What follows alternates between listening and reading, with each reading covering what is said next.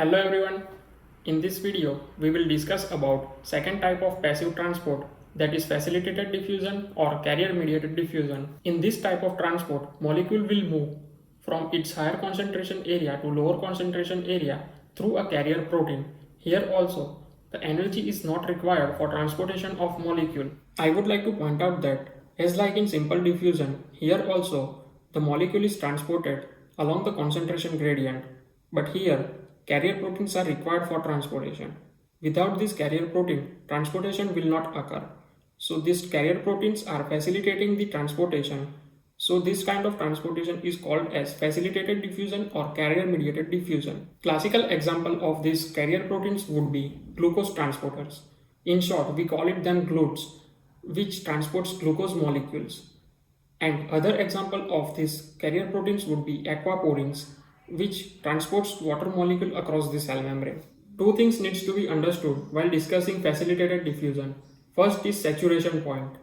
In simple diffusion, diffusion rate increases proportionately with increase in concentration gradient, and there is no limit to it.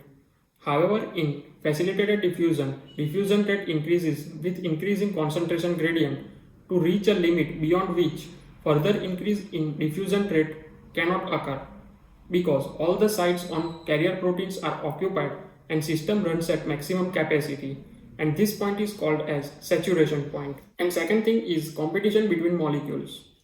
When two molecules A and B are transported by same carrier protein, then there will be competition between them for transportation.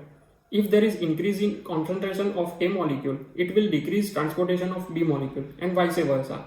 And this kind of competition is not seen in case of simple diffusion. Now we will discuss about types of carrier proteins. Three types of carrier proteins are known. First is uniport. They will transport only one type of molecules. Second is symport. In this system, transportation of one molecule is linked with transportation of another molecule. For example, transportation of glucose in renal tubular cells is linked with transportation of sodium. And the third one is antiport. In this system, the carrier protein exchange one molecule for another. For example, sodium and potassium exchange in renal tubular cells. Thank you for watching. We will meet in next video with new topic.